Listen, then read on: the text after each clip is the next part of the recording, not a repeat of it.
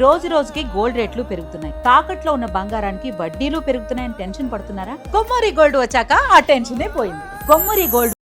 Ukraine Russia మధ్య యుద్ధం భీకరంగా జరుగుతుంది. నిన్న రష్యా ఉక్రెయిన్ పైన విరుచుకుపడింది. ముఖ్యంగా ఉక్రెయిన్ లోని క్యూ ప్రాంతం పైన అటాక్ చేసింది. కొన్ని ballistic missiles, cruiser missiles, drones తో అటాక్ చేసింది. చాలా భవనాలన్నీ కూడా కూలిపోయాయి. దగ్గరగా 100 మంది పైగానే చనిపోయారంటూ కూడా చెప్తున్నారు. మరికొంతమంది ఆ భవనాలు కూలిపోయిన తర్వాత ఆ శిథిలాల కింద చిక్కుకుని ఉన్నారంటూ కూడా ఉక్రెయిన్ ప్రభుత్వం తెలుపుతుంది. అయితే గత కొన్ని రోజుల నుంచి కూడా ఈ రెండు దేశాల మధ్య భీకర యుద్ధం జరుగుతుంది. ఉక్రెయిన్ కూడా రష్యా పైన అటాక్ చేస్తాం. రష్యా అయితే మాత్రం ఉక్రెయిన్ని తీవ్ర స్థాయిలో దెబ్బ కొడుతుందనే చెప్పాలి. ఎందుకంటే రష్యాతో పోల్చుకుంటే ఉక్రెయిన్ చాలా చిన్నది, సైనిక పరంగా కూడా చాలా చాలా చిన్నది. కానీ ఉక్రెయిన్ మాత్రం నాటో దేశాల అండతో రష్యా పైన విరుచుకుపడుతోంది.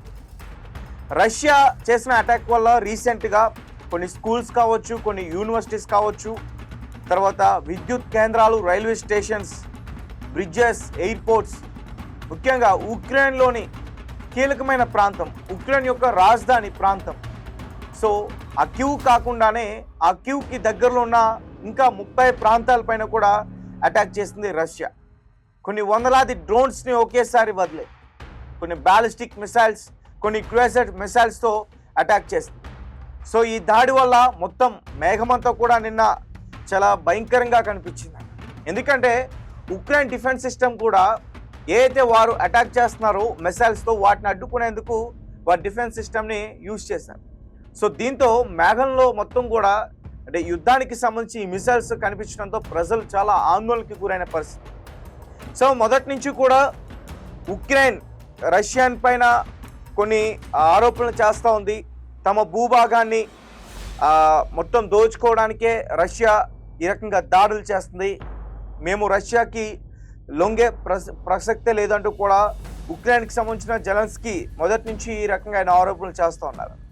అలాగే రష్యా కూడా ఉక్రెయిన్ పైన కొన్ని సంవత్సరాల నుంచి అనేక ఆరోపణలు చేస్తాం. ముఖ్యంగా ఉక్రెయిన్ నాటో దేశాలతో చేతులు కలపటమే, నాటో దేశాల యొక్క సైన్యాన్ని మా రష్యన్ భూభాగం వైపుకు తెచ్చేందుకు వారు కుట్రలు చేస్తున్నారు. ఒకవేళ అదే జరిగితే కనుక మా దేశానికి సంబంధించి రక్షణ భద్రత చాలా ఇదైపోతుంది, అంచేత మేము ఉక్రెయిన్ పైన దాడి చేయాల్సి వస్తున్నట్టు కూడా మాట్లాడుతున్నాం. అలాగే ఉక్రెయిన్లో ఇప్పటికీ ఒక ప్రాంతంలో రష్యన్ మాట్లాడే పరిస్థితి ఉంటుందంట. సో అలాంటి వారిని కూడా ఉక్రెయిన్ హింసిస్తున్నట్టు కూడా రష్యా సంబంధించిన ఎవరైతే అధ్యక్షుడు ఉన్నారో వ్లాదిమిర్ పుతిన్ ఆయన ఈ రకంగా ఆరోపణలు చేస్తూ ఉన్న పరిస్థితి. ఒకసారి మనం క్లియర్గా చూద్దాం అసలు ఈ రెండు దేశాల మధ్య అసలు యుద్ధం ఎందుకు ఏర్పడింది. గత సంవత్సరాల నుంచి 2014 నుంచి ఈరోజు 2026 వరకు కూడా భీకరంగా దాడులు జరుగుతూ ఉన్నాయి. 2014లో స్టార్ట్ అయింది, తర్వాత 2022 ఆ రోజు ఉక్రెయిన్ పైన రష్యా చాలా దారుణంగా విరుచుకుపడింది. వందలాది మంది సైనికులు చనిపోయారు, చాలామంది ప్రజలు కూడా చనిపోయారు. సో ముఖ్యంగా ఈ రెండు దేశాల మధ్య యుద్ధం జరగడానికి ప్రధాన అంశాలు నాటో. ఉక్రెయిన్ పశ్చిమ దేశాలతో అమెరికా, యూరోప్ మరింత దగ్గర అవ్వాలని, భవిష్యత్తులో నాటోలో చేరాలని కోరుకుంది. రష్యా మాత్రం తన సరిహద్దుకు నాటో విస్తరించడం తన జాతీయ భద్రతకు ముప్పుగా భావించింది.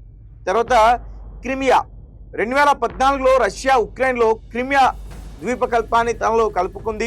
ప్రపంచంలోనే చాలా దేశాలు ఇప్పటికీ క్రిమియాను ఉక్రెయిన్ భూభాగంగానే గుర్తిస్తాయి, కానీ ఆ క్రిమియాని రష్యా ఆల్రెడీ తమ భూభాగంలో కలిపేసుకుంది. ఇక తూర్పు ఉక్రెయిన్ డోన్బాస్, సో దీన్ని 2 పేర్లతో పిలుస్తారు, డొనెట్స్క్ అలాగే లుహాన్స్క్ ప్రాంతంలో రష్యా అనుకూల వేర్పాటువాదుల మరియు ఉక్రెయిన్ ప్రభుత్వం మధ్య 2014 నుంచే చాలా ఘర్షణలు జరుగుతూ ఉన్నాయి. రష్యా వారిని వివిధ రూపాల్లో సమర్థించిందని అనేక దేశాలు కూడా ఆరోపించాయి. తర్వాత రష్యా వాదన, ఉక్రెయిన్ మరియు పశ్చిమ దేశాల వాదన. ఉక్రెయిన్ అమెరికా మరియు యూరోపియన్ దేశాల మాత్రం రష్యా కారణం లేకుండా స్వాతంత్ర దేశంపై దాడి చేస్తుందని చెబుతున్నాయి. యునైటెడ్ నేషన్స్లో చాలా సభ్య దేశాలు కూడా ఉక్రెయిన్ సార్వభౌమాధికారానికి మద్దతు ప్రకటించాయి. సో అప్పటి నుంచి కూడా యుద్ధం ఇలానే కొనసాగుతోంది. ఉక్రెయిన్ డ్రోన్స్ అటాక్ చేయడం, మళ్ళీ రష్యా వారిపైన బాలిస్టిక్ మిసైల్స్, క్రూయిజర్ మిసైల్స్ వీటితో పాటు అటాక్ చేయడం. సో ఈ రెండు దేశాల మధ్య యుద్ధం జరగడం వల్ల ముఖ్యంగా సామాన్య ప్రజలు చనిపోతున్నారు, ఇబ్బంది పడుతున్నారు, వారి ఇళ్లను కోల్పోయి రోడ్లపైకి వచ్చేస్తున్న పరిస్థితి. రీసెంట్గా నిన్న జరిగిన ఆ దాడుల వల్ల అంటే 9 అంతస్తులు ఒక భవనం కూలిపోయి దగ్గరగా చిన్నారులు కూడా చనిపోయారు. ఆ ప్రజలందరూ కూడా ఇప్పుడు రోడ్డుపైకి వచ్చేసిన పరిస్థితి. అంతేకాకుండా కొన్ని నగరాల్లో railway stations, bridges, schools, universities, power stations, sub stations, విద్యుత్ కేంద్రాలు పెద్ద పెద్దవి అవన్నీ కూడా అంటే పూర్తిగా ధ్వంసం కావడం వల్ల వారికి ఏం చేయాలో అర్థం కావట్లేదు. రోడ్లపైకి వచ్చేసారు ప్రజలందరూ కూడా. దానికి సంబంధించిన విజువల్స్ అని కూడా మీరు స్క్రీన్ పైన చూడొచ్చు.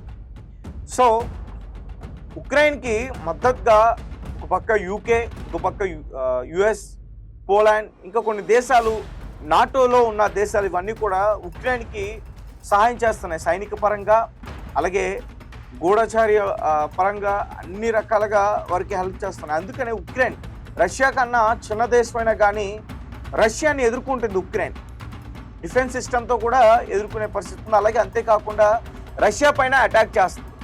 సో రష్యా తలుచుకుంటే ఒక రోజులో ఉక్రెయిన్ని పూర్తిగా అంతం చేయొచ్చు, బట్ ఆ పని చేయదు. ఎందుకంటే నాటో దేశాలన్నీ కూడా ఒకటయ్యి రష్యా పైన అటాక్ చేస్తాయి. అది రష్యా దేశ రక్షణకి చాలా పెద్ద పెనుముప్పు. సో అంచేత అంటే యుక్రెయిన్ని కంట్రోల్ చేయాలని చెప్పేసి రష్యా అటాక్ చేస్తాం. సో గైస్, మీ కామెంట్స్ ఏంటి, మీరేం చెప్తారు తెలియపరచండి.